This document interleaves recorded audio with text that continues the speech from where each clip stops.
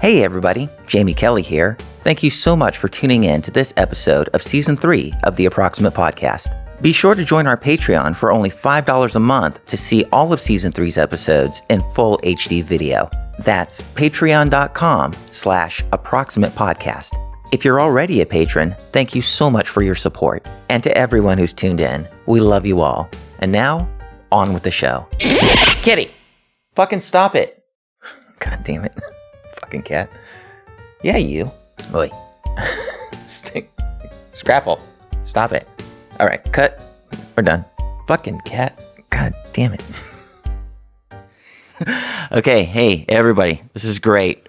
Our fifth episode, and we have Ashley Aspen. How you doing, sweetheart? Yeah, I'm doing fantastic. How about you? I'm tired. It's been a busy week. How have you been? Have you been working? Oh, I'm always trying to work. So I'm always busy or recovering from being busy. But anything recent? I fucked a banana peel and sat on a cake. Well, now there is an entire story. Please elaborate. 2 stories. 2 stories. I suffer from chronic depression, and so I'll go through periods of time where I'm uninterested in anything beyond like sitting in front of my computer. And so to motivate myself to start shooting again, I was like, I'm going to create a checklist or like a list of things that I have not done that I could come with that's like explicit or porn-wise. And of course, top of the list was cake sitting and fucking a banana. And there's plenty more to this list, but like I can't believe I still haven't jerked off in an airplane bathroom. But you know, it takes time. So anyways, I started. You got goals. You got a list. I bought a whole grocery load of things I was gonna fuck. And I posted. I think I saw that picture. Did you see yeah, I know what you're talking about now. And I was trying to fuck with people a little bit because I even snuck in an artichoke. Do you know what an artichoke is? Mm-hmm. Yes, of course. Yeah, you absolutely. Get fucking Like artichoke. most people looked at the post, do not know what artichokes are. Because I said, like, I'm going to do something with all these. Can you guess what it is? And nobody like, caught on with the artichoke, which I thought was kind of funny. Because what are you going to do with an artichoke? Well, you're not going to fuck an artichoke. You can't fuck it. It's going to be very painful anyway. It is a torture to prepare, too. Artichoke? Like, getting to the heart of it? Oh, gosh. I mean, I guess I could boil it till it's like mush and just like stick my dick through the back. Oh, God. Oh. We're not having fun anymore. Well, I mean, maybe if I'm careful about it. Jeezy flips. Okay, well, I didn't fuck, a fruit for the past week, but I just did a regular scene with a human being and not a banana or a fruit. Well, great segue there. Small steps. We work our way to it. Yeah. A banana seems like, a little bit of lube, but here's the thing. Like, if you're tight, even if you're not tight, how do you not squish the banana and make pudding in your butt? Oh, well, I wasn't putting it in my butt. No, you're fucking it with your dick. I was sticking my dick in a banana. Yeah, that makes sense. How do you stick your dick in a banana? But in a banana, how? Like in half or? So a lot of creativity. So what you do, you take the banana. You got the banana.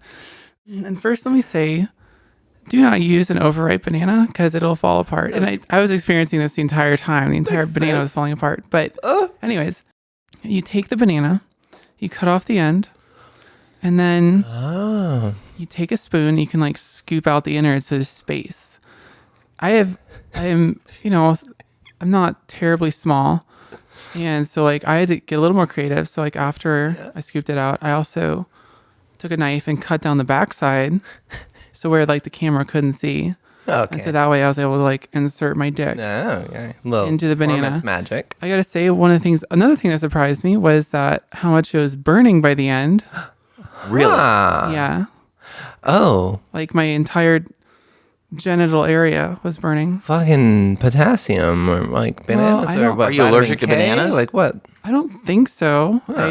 The only thing I can think of is maybe as it was like ripening, maybe it was getting acidic or something. It's a fucking hell of a way to find out. That's a hell of a way, yeah. What makes me not want to fuck a grapefruit? I'll tell you that. Oh God! Oh my I God! feel like that's gonna burn even more. Wow, I I think that's a medieval torture technique. Fucking a grapefruit there. I mean, I guess I could turn into a BDSM scene. It could. Well, yeah, I think it might actually. That might be hot. Like, yeah. Here, squirt some lemon juice in my cuts. Lemon juice on the grapefruit. Yeah, something like that. And some salt. assault. Jeezy. Oh, yeah. We're going torture here. I feel like I have to steer this Yeah. conversation. Oh, wow. We're at a 10 already. Well, I can bring it up to a 20. We're not even 10 minutes in. Okay. You've piqued my curiosity. What do you mean you bring it up to a 20? What have you been up to? 20. Yeah, what are you Well, doing I other mean- than fucking bananas? Come on. Oh, other fruit. There's like other stuff. Fruit, the whole fruit You, basket. there's other Fucking- stuff you can do. Like Fucking a whole fruit basket. What? I haven't done needle play yet. I Yeah. want to do needle play Oh, okay. at some point. Yeah. I as I far want as to kinks- be consensually beaten silly and tied up. This is really hot. This is the kind of shit I'm into. So but also wow. like Okay. I enjoy doing it to other people. I too. know, right? Isn't it fun switching? Yeah. It is. Yeah, it's just I don't respect very many people, so it's hard to find somebody Somebody like, to dom me and Somebody dom to me. dom. Absolutely. Yeah. It's hard to find a skilled dom too. Jesus Yes. fuck. Would it be fair to say that you swing towards a top dom or Professionally, I do. Yeah. professionally? Well, what about in your real life? It sounds like you're more of a submissive. I think I am a little bit more of a submissive, but like I don't. But maybe it's more of like a bratty thing because Maybe. Yeah. I don't respect. Well, there's anybody. different kinds. There's different kinds of dismissives, you know. So like they'd have to like really, they probably have to be similar size to me, and they'd really have to be good at what they do. Hot. People are the worst. I can absolutely like relate to you with. I don't like many people. Yeah. No, yeah, I can get that too. I like a lot of people. I just Yeah. I don't respect them enough Oh yeah. to put them in the context of domination. Yeah. Give enough power to them. I love play. people and I want everybody to be my friend. And honestly, in this industry, I get irrationally sad when people aren't deliberately my friend. Well, that's the thing. I think, I don't know if this is the same way with everybody. When I say I don't like people, I mean, generally I don't like people. But I'm very fortunate in that I, live in a town and, it's like industry specific. Yeah. Where I'm surrounded by, if I do like anybody, the kind of people I like, I'm actually surrounded by those people. So it's like I get like all the friends and then like I get to hate everybody else, but I'm actually surrounded by a lot of love, and I'm very appreciative of that. So Yeah, it's in general, it's a very supportive community, but people have characterized it as like high school 2.0.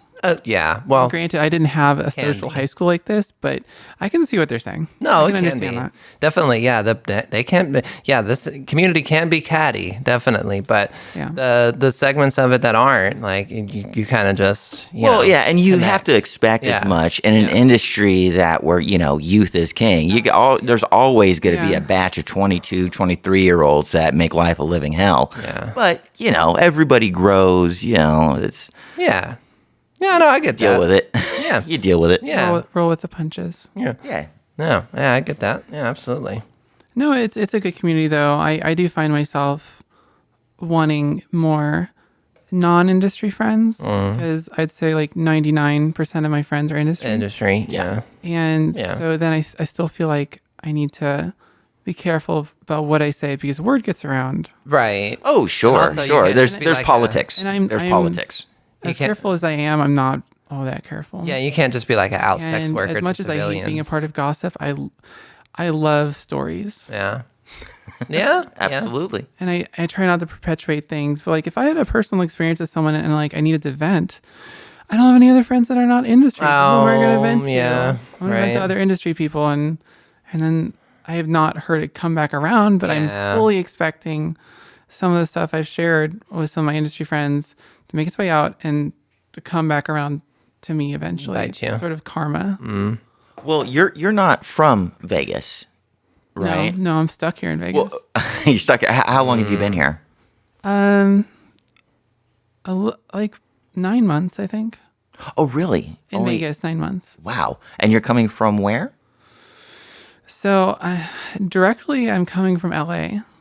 Oh, okay. I Well- spent several months homeless in LA. Oh, I see. I understand. Not on the streets homeless, but I was bouncing around. a lot of couch surfing. No, I get it. Couch surfing. I lived there for 4 years, and about at least a year of that was bouncing around hotels. Absolutely. It's tough, especially trying to work full service out of a hotel, or not even a hotel, a motel. Oh no, I know what you mean. I've been on all around that ladder and But fucking. I gotta say, the work out there is much better than here.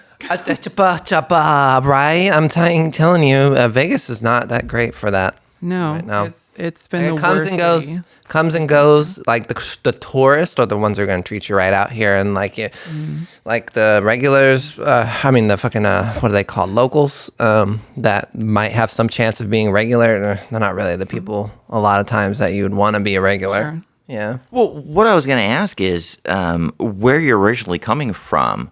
Do you not have non-industry friends like from your home state or from your past?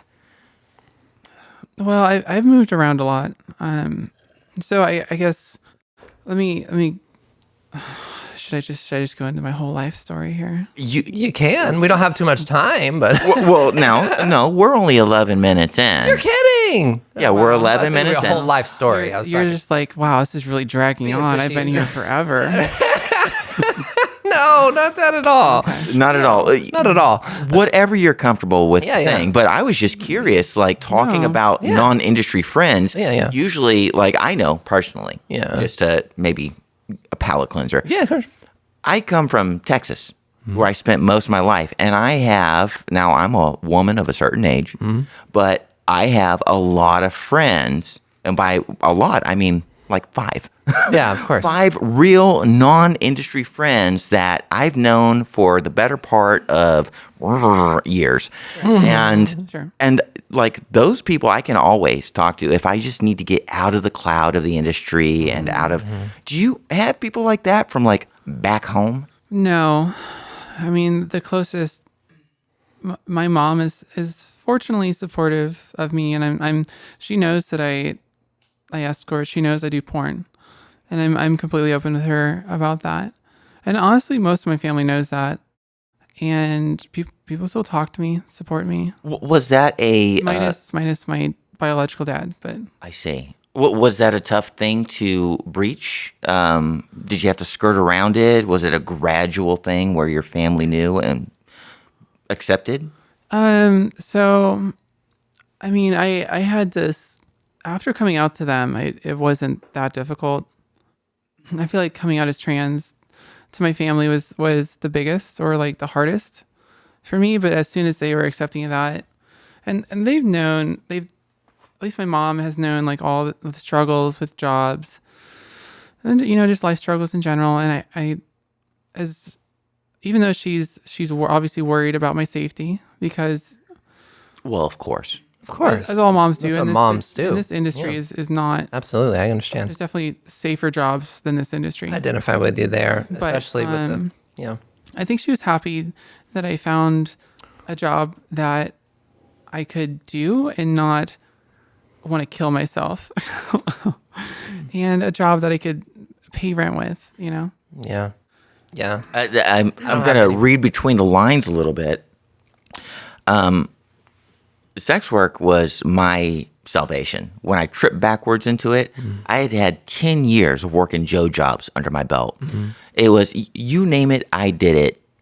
Everything from fast food service, customer service, retail, Yeah. bit of construction, survey taker, telemarketing, any dumb thing that you could do for just minimum wage or a little bit above.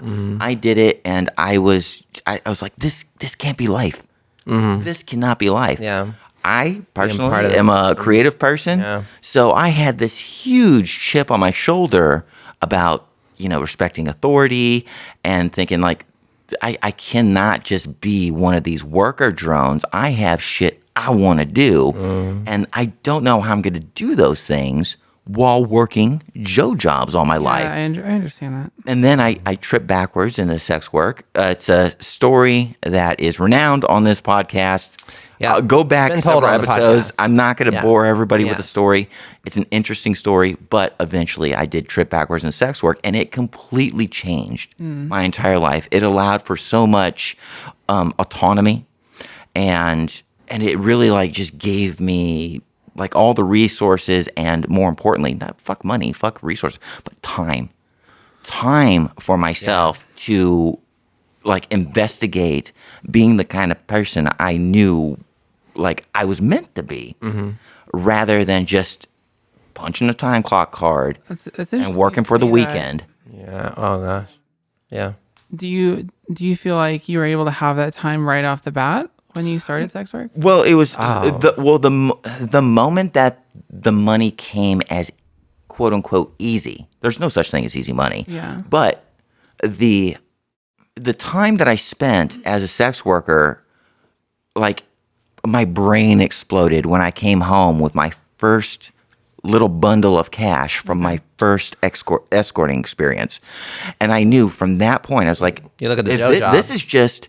is just one thing. Yeah. I'm just dipping my toe in this. If this is the way it can be, Yeah. You look at your Joe jobs and you're like, I nope, made no longer. more money Yeah. from my first initial gig than it would take me 2 weeks. Literally 2 weeks of my time to do that. And I made it in an hour. Yeah. And I was like, I'm never going back. I'm never going back. And so, like, immediately I recognized how valuable finding this weird little grift Yeah. was. And it changed the whole way that my mind worked. So now I just dove into the quote unquote lifestyle. And by hook or by crook, I started using all the money that I made immediately, got a cheap little car, got a shitty little apartment, and then started putting every bit of my money in that first year of escorting into, I was stockpiling money because I also knew as a creative person, so much of my money, I want to go to tools I've never had. I started creating, I always envisioned it as creating capital for things I was never, ever going to be able to do if I was just working a Joe job. And now this is 17 years ago. Come July, it's going to be exactly 17 years ago. From that point on to now, where we stand here and we're doing a podcast, and people are going to see this. You look around, I live in a home where it's not a bunch of luxuries, but it's every tool for creativity. I'm living in heaven, and it's Creative heaven. Yeah. I'm living in creative heaven, and the only way I was going to ever be able to have what I get to enjoy is like through sex work. Yeah. So it was really amazing for me, but it did take a lot of time. There was so many ups and downs, but what I never did was quit. Tenacity was like the thing that allowed me to really capitalize on building capital within this industry. And I feel like I've won a lottery because not everybody gets to do this. Yeah. And that's one thing I remind myself too, even though I get down on myself a lot, like, oh, I'm not making as much money as I want to. I'm not doing as much stuff as like I want to do. I still have to sit and remind myself that I am doing porn full time and I'm living on my own, and I'm still in the minority of girls able to do that. Yeah, it's very true. I mean, we've had people on this we've had guests on this podcast that still, we're all in the same industry, but they still have to hold like a side job. Yeah. So I totally understand that. I have to pinch myself every once in a while, take a step back, remember all the hard times 17 years ago, that like, and just remind myself how fortunate I am, and like just having some like grace about where I am, because no matter how much money you make or how good things are, you can easily get caught up and still like you don't realize how good you have it, and you can still be depressed and fucked off. You can and be successful and depressed, absolutely. Yep. Absolutely, like the cloud, the rain cloud over your head travels with you no matter what level of success you have. Yeah. So it's really it's humbling, and it's necessary to, if you're able to do it, take a step back and go, wait a minute. Yeah. Remember how life used to be? I think I have problems now, but if I just take a step back and look at what I'm up to, Look how far you came. People want what I have. And to me, it's been so gradual that it just makes sense that I have what I have. And it took a lot of work. Sure. And so it really does mean a lot to like just take a step back and appreciate what you have. Yeah, I definitely feel like I need to do that more, and I obviously I recognize the importance of gratitude, and I do try to do that. But you're absolutely right. It's very easy to get caught up because it has been what feels to me so gradual about Yeah. stuff. Like I feel like I'm making no progress whatsoever, and I feel like I'm still at the bottom of the totem pole. It always feels that way. And I like that Yeah. you said that word gratitude. That was the word I was searching for. I said like grace, but yes, more pointedly, gratitude. Absolutely. You, we're never ever like we have expectations of ourselves, and we're never really at where we think we ought to be. But again, just to reiterate one last time, it's always good to take a step back and realize actually how far we've come and compare it to like, the worst parts of our lives and go, wait, oh, I actually put in the work. I've come a long way, and we have no idea what the future is going to hold. And if you drop your expectations a little bit and embrace the unknown and the chaos afforded to us ahead of time, in the future, you can allow yourself to like expect that something even better is going to happen. It might not be what you think it's meant to be, but you've worked so hard, and if you keep working hard, really kick-ass things just come at you from left field. While you were busy making plans doing that, awesome things come at you from the right. And that's where like the magic happens. And why that, I'll speak for myself here, why that I do this business is so important to me, even to this day, 17 years down the road.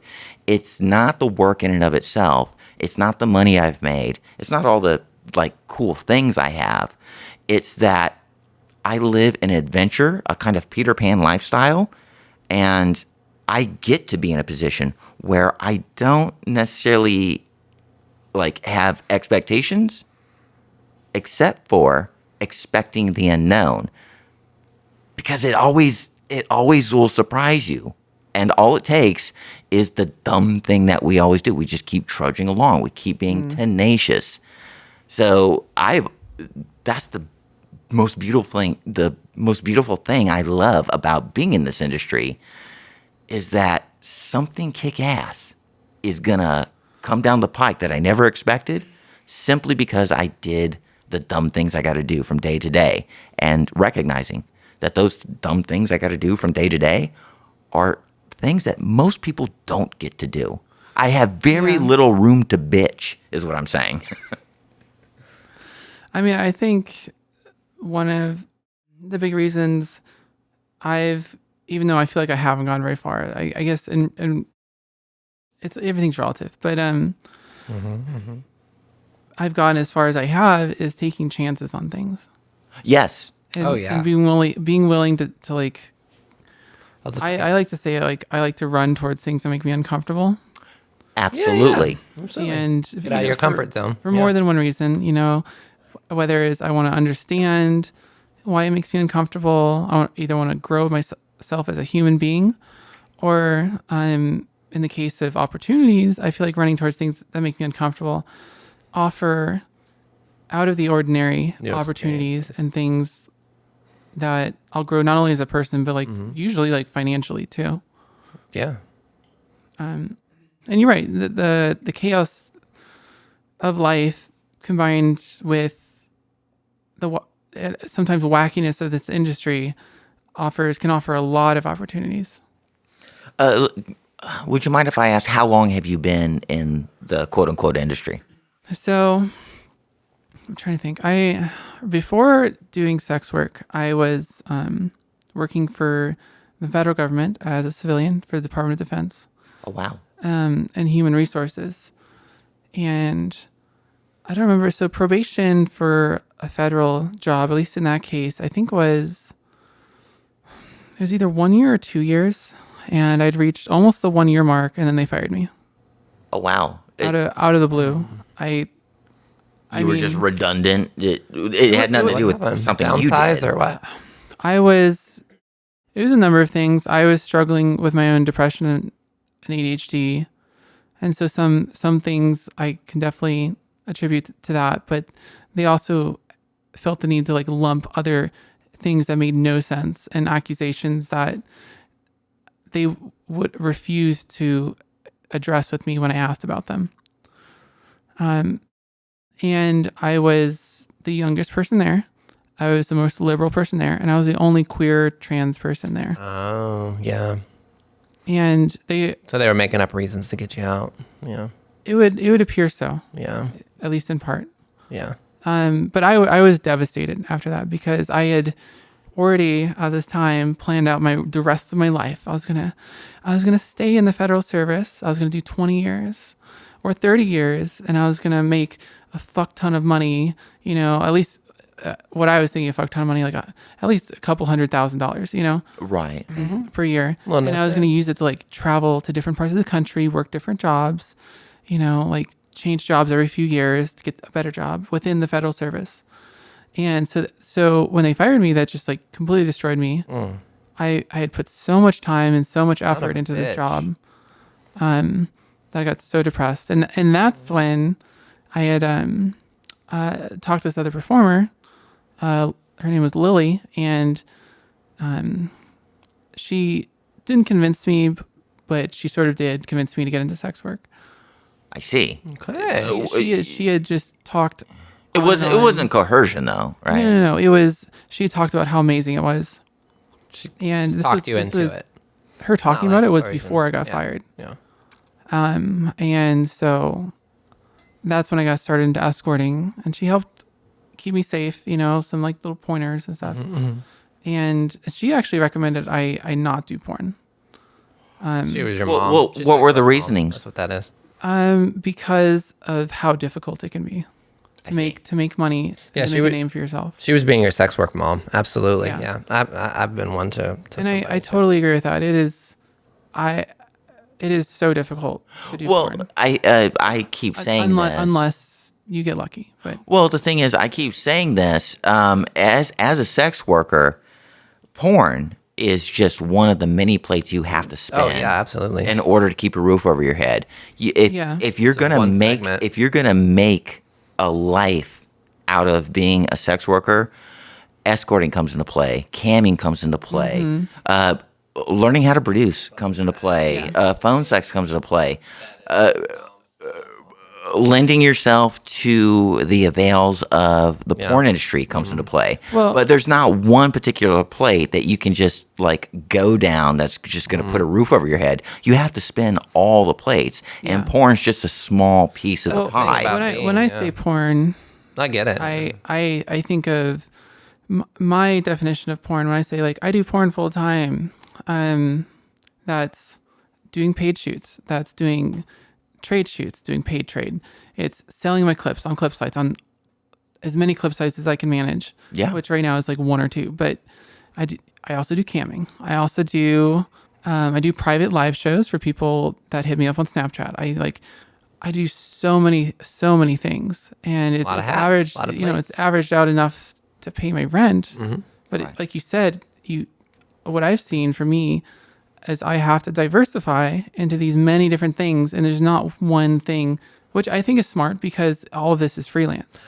All of it is. So you have to like average things together to have any sort of stability. Sex work is nothing if it's not adaptive. Yeah. You got to adapt to the. And it is a gig, and I always go so far as to say it's a grift.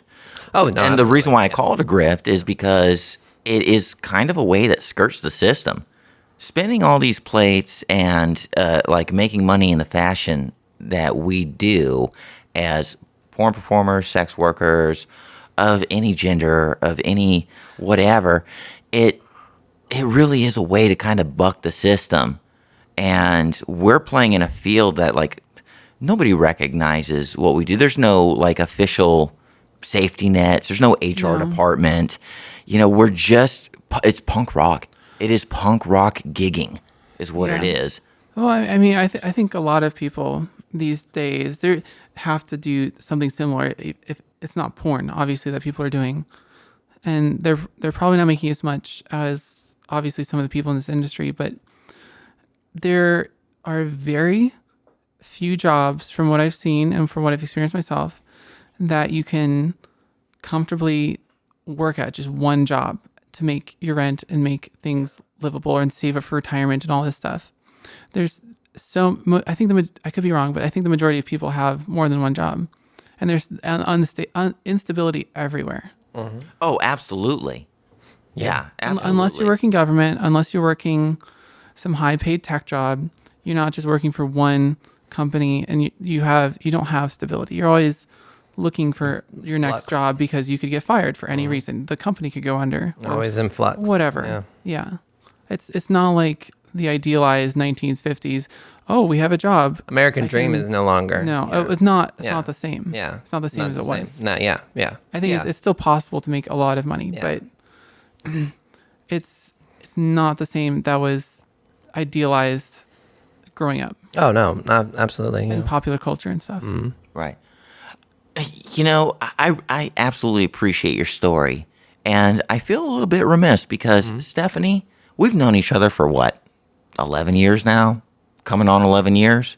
We met in like 2012, right? Yeah, late 2012. If it's not 10, it's 11 years. Yeah. And in all the time that I've known you, I've never asked, or it's never maybe occurred to me to ask, because I probably felt I had your story figured out, but how did you get into sex work?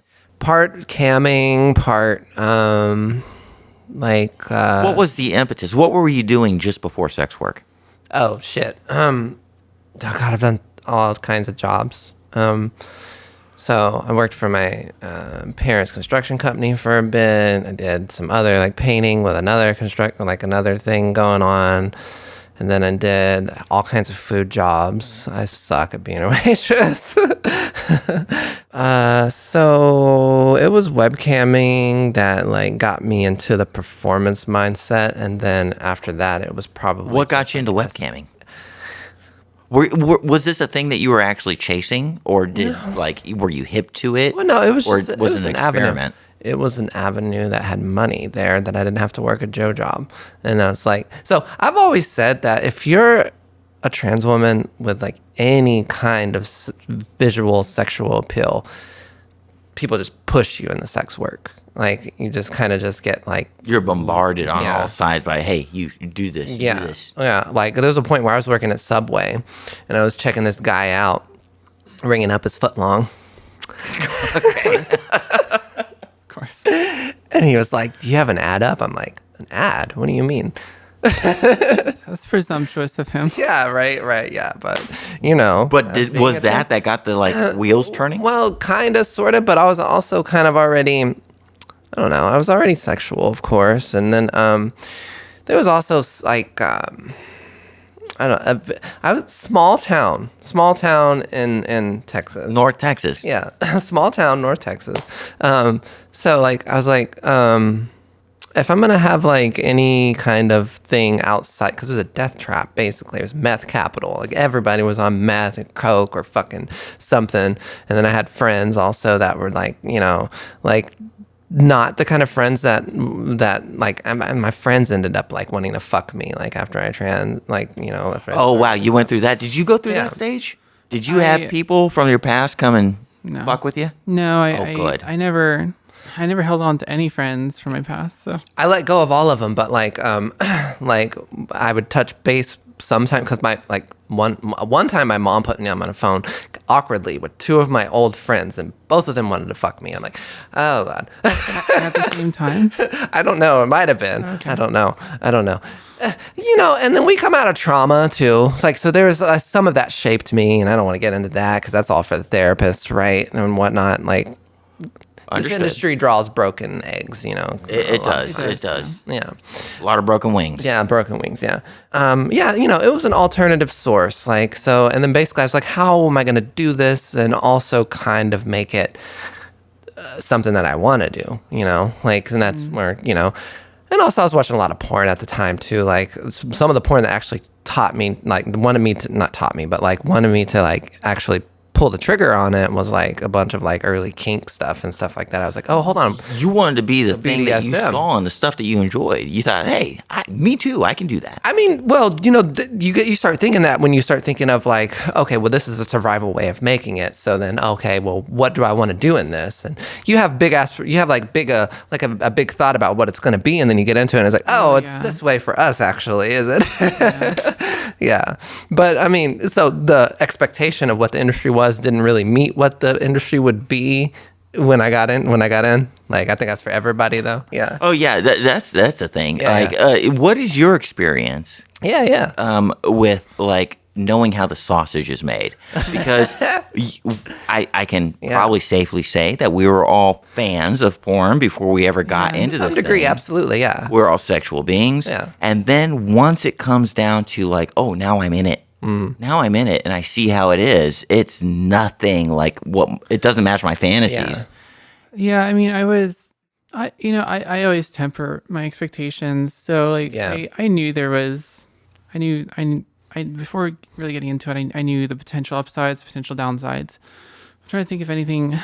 I think it still surprised me how much work it takes and how little progress I feel like I make for how much work I put in. I still feel like I have to put in, I'll be honest, I feel like I have to put in twice the work as some people and get half the rewards as they get.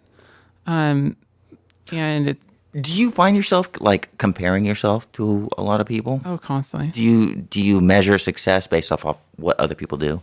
Because this is a thing that exists. It's a thing in our industry, absolutely. I do. And it's just in life in general, yeah. I've noticed within myself. Definitely in the industry. I get catty and jealous and angry if I am not in a stable place myself. If I feel like I'm not satisfied with what I'm doing and I'm not doing what I want to do per se, that's when I get like I said, catty and whatever else. But if I'm doing well, if I'm doing well mentally and I feel like I'm being successful and happy with what I do, then everything just kind of rolls off my back.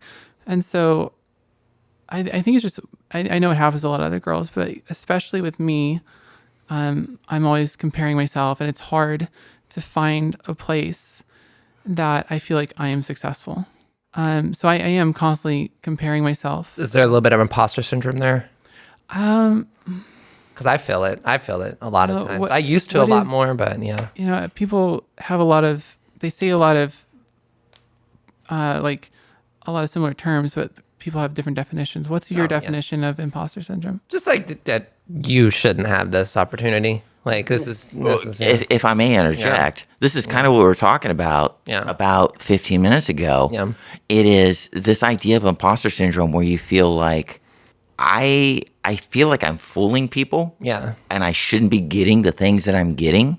And imposter syndrome, like it's such a mind fuck.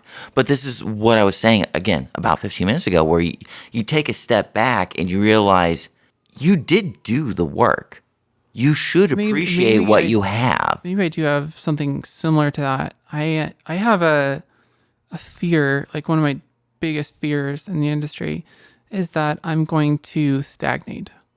And I will not realize that. I'll be oblivious to my stagnation, and I will be stuck doing the same thing, earning, the same amount, not making any progress personally, while still putting in a lot of work. As much or even more. This is actually very interesting because I'm going to ask you something now. I'm not your therapist. Yeah. Right? I'm just some asshole on a mic. But do you feel like you need outside validation?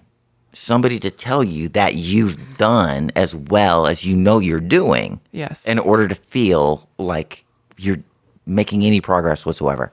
I do. You need the good girl. I do need validation. Yeah, and, I get it. I recognize that maybe it's not the healthiest thing, but I mean, one of the biggest things I have a therapist. I see her once a week. And one of the things I've been trying to work with her, or like eventually sort out with her, because there's always like a cloud of tangled issues that are always, overlapping and whatever, but I think I am too personally invested in my work, and there's not enough separation from who I am as a person and the work I do. Ah, I see. No, this is a very interesting, and I think it's kind of common though, too. Though it in our is. industry. It is common. like objectification, really. I think A lot of times, especially in like the entertainment and performance art industry. I find it's really healthy to, and I know once you're in the thick of it, it's hard to do what I'm about to say, but this sense of compartmentalization. Sure. So you realize that what we're doing to make money is we're just creating a product. We're just Supply and creating a demand. product, and we can get our own selves so wrapped up in also being a part of the product that it confuses us and it makes us feel shitty. And I feel like I'm fine with it now. Yeah. Like I've said this on a previous podcast. I don't want anybody to be jaded, but I will use that adjective for myself. I'm jaded enough to know that it's not about me. I'm just creating units to move. This is not about me. It's about opening dudes' wallets, and that's it. It's about creating entertainment. And I do not put any of my inner self into my performance. Like, I pride myself on being a performer. Yeah. I pride myself on trying to give the camera the best thing, because at the end of the day, all that means is giving the customer the best thing that they can get. But I'm not, like, the music that I make, like, what I do in life is, I'm not married to the idea of me being a part of the thing that I make. They're two separate entities. So there's Jamie the person, and then there's Jamie the person that just goes off, and if they like are called on set, or they have to do some trade or anything that relates to the industry, I leave myself at home, who I am at home. Do the dumb thing I gotta do, give my best as an entertainer. It's all artifice. Realize that what happened outside of my door is completely separate from what I come home to. Jamie Kelly, the person, is not Jamie Kelly, the entertainer. You know? So I know it can be tough, but being able to eventually find yourself in a position where you can literally compartmentalize and kind of quote unquote be jaded about the industry. I'm just going to do a job, you know, and then I come back home and then I'm me. And my promotion and all the things that I sell that are face forward for people to imbibe and spend money on is that's not me. That's not me. Yeah, I understand what you're saying. I think I get what you're saying. my issue is that one of the things I struggle with is when people ask me, oh, what do you like to do in your free time? Or, you know, show me your personality. For like personal dating and stuff like that, I feel like I don't have, I know I do, realistically. I do have a personality, but because of how much time I spend doing this work and how much investment I feel like I have to make in order to show any growth whatsoever, I feel like my personality has suffered, and I feel almost devoid, or like I'm neglecting it. There's a lot to unpack there. I will say this. Maybe if this puts a tight bow on it to like really, I'll say this. Does Mark Hamill confuse himself as a person with his role as Luke Skywalker or the Joker? You know, he doesn't. See, the thing is, he's Mark Hamill, and then he goes out and he does, I'm going to do voiceover as the Joker. I'm going to go and be Luke Skywalker. see, I have a feel. I think I know. Sex work is so intrinsically connected to survival means that, like, when you're doing it out of that need, you don't really have that opportunity or that luxury to separate all the time. And like, especially if you're wanting to date people outside of it and stuff like that, to separate that stuff, because that's like, it's part of like who you are, sure, but like there's part of performance in it too. But no, I understand what you mean also as well. Like, I think this is like the idea of recognizing your brand as a separate entity from who you are as a person. And the more you can put a strict line between those two things, the healthier you'll be on the other side when you're home alone. I think you have a good point. Something I hadn't, well, I mean, I've thought about before, but is the survival aspect, because for me personally, I feel like I have not exited that like fight or flight survival point yet. Give me a hug, girl. I'm here with you. Yeah. And so it makes sense. And I've talked to people about it, that if you're still in that, regardless if it's actually valid or not, it occupies a lot of brain space, and it doesn't leave much room for anything else. Yeah. That's your animalistic instinct taking over. Yeah. So the outside of that, like fending for yourself, you're like, how much time, free time and opportunity do I have outside of this thing to actually do something? Yeah. Yeah. I mean, and usually for me, it's everything I do is like industry adjacent. Like, there's not much that I do outside that's not industry adjacent. Just like you said, you don't have too many outside of industry friends. I don't either. Yeah. I don't either at all. Yeah. I had a few that were actually pretty good from where I grew up, but just kind of. I'm curious as hell here. I want to ask you, what are your passions outside of, lending yourself to the work? I went to college. I didn't complete my degree, but I think I dropped out in my junior year, but I was pursuing a Bachelor of Fine Arts in painting and drawing with a minor in art history.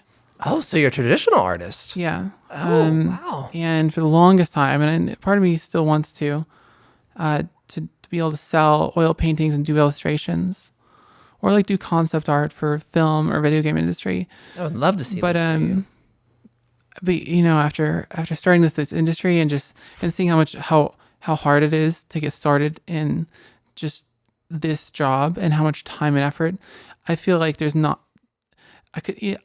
anything's possible, but I feel like there's not going to be enough time in my life to actually be really good at something like illustration or something. And it may just have to be.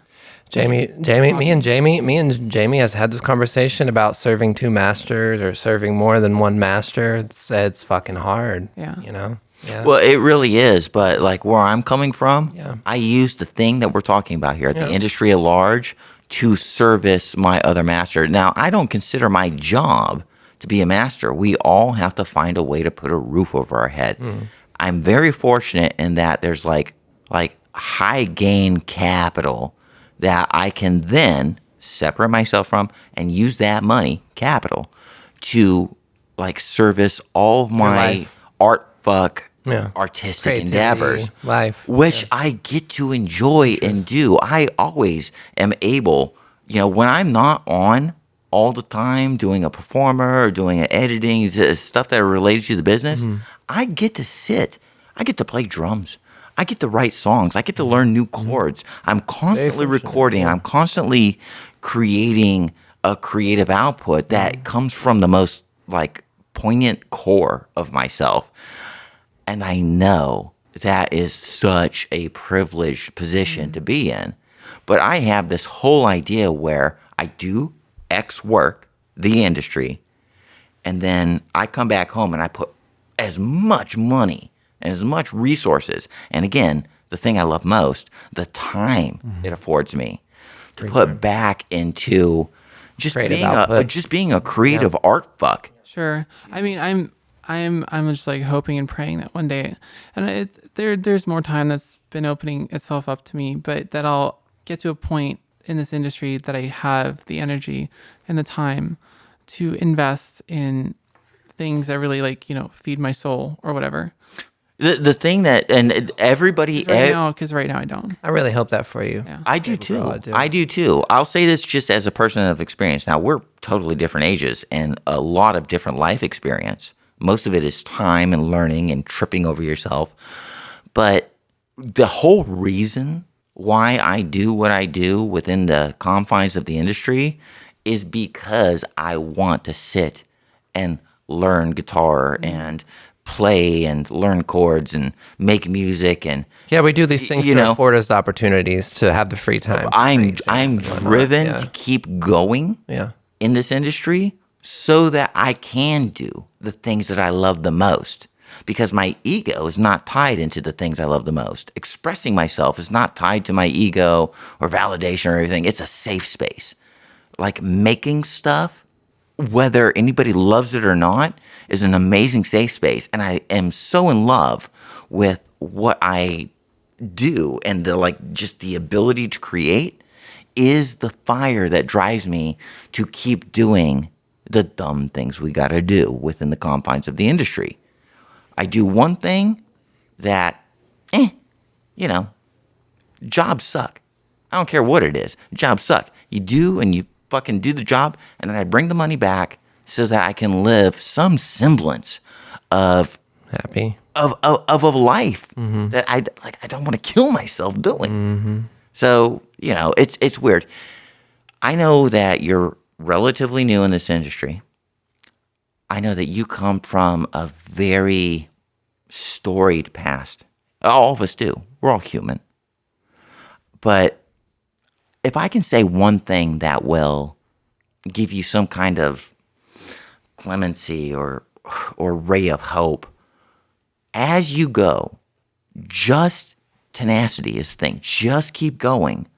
One day, you will find, I promise you this, one day you'll find that what you do for a living and then how you want to treat yourself as a person will find an equilibrium. It really will. It really will. It's just the stick-to-itiveness. Yeah, and I mean that's what I'm doing at this point is just holding faith that things will pan out, or that if they don't, a door or a window will open, Yeah. and that I just have to keep doing it. And I've told other people too, like that I feel like in order to be tenacious, I feel like, or successful in this industry, to produce the amount of work that's necessary to do it, I feel like I almost have to develop sort of a narcissistic sense of myself, because for me personally, I need to feel like my work matters and that somebody cares about it, or that somebody's gonna at least pay for it. That's the thing. For the kind of work that we do, the care is shown in the dollar amount that you receive. Exactly. Yeah. And needs to be a monetary correlation. Exactly. So saying all this, now we're coming up to the top of the podcast. I would be remiss if I didn't ask. Mm-hmm.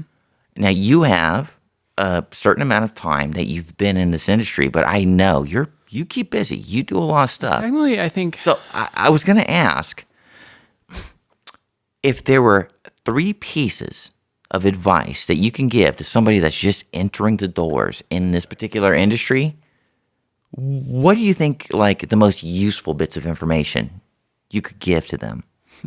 3 things. I'm going to list out 3 things, but if you ask me 2 years down the road, they could be completely different. And I expect it to be so. Yeah. We're all Nothing learning is not and adaptive. growing. Yeah. I think it's incredibly important to have consistency in whatever you do. I was told this when I first started, and that's like one of my weakest points is consistency. Consistency is big. Wherever you're posting, whatever you're doing, be consistent. Number 2, I would say, as much as you have to diversify in order to have a stable income within this industry, don't spread yourself too thin. Because I am spread too thin. It's taken me much longer in order to get better at something in particular because of how thin I've been spread. And I guess 3 is realize how important a fan base is. Right. And don't neglect your fan base. I obviously have some fans because they're paying me money, but From my perspective, the biggest girls out there, they have very dedicated fans, hand down, and their fans will do half the fucking marketing work for them. Their fans will post their shit to Reddit, 4chan, whatever. Yes. Doesn't matter. They'll do the marketing work for them and spread like the idea that they're important, they're hot, they're sexy to more people. Yeah. And it doesn't matter that they're getting free content.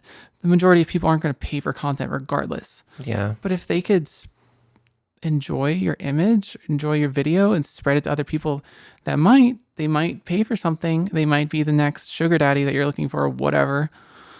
That is hugely important. I feel like You never lied right there. Absolutely. I have not seen I've seen very few people post my image somewhere. It's always been me going out of my way to post my image.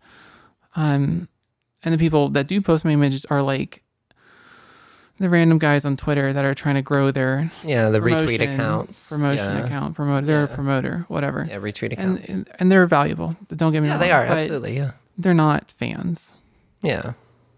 They're outside of the Twitter ecosphere, they're like, yeah. They're not paying money. They're helping me. But some of them might be connected, like, on fan sites or whatever like that. But they might be, but they're not there spreading my image for the enjoyment of themselves and other people necessarily. They're there, and it makes sense. I have no problem for their own self-interest. Yeah. I'm here for my own self-interest. Most people are, but they're not like the hardcore dedicated fan. Understood. Let me tie a bow on this because we're at the end of the episode. Unfortunately, I know we can talk for hours and hours. This is like so hot and heavy, and everything that we've been talking about is like valid, and I want people to hear what we're talking about. We'll absolutely have you back on the show for further discussion. Again. Because I'll wrap it up by saying this. I see a person that is in I'm watching them in a state of growth, and I can't begin to tell you like how appreciative I am that you've come on the show and shared your experience. Steph, and also thank you for sharing your story. But it's been so awesome having you on the show, Ashley. I'm so thankful that you came and you said yes. Well, thank you for having me. I love doing these type of things. I wish I could do more. So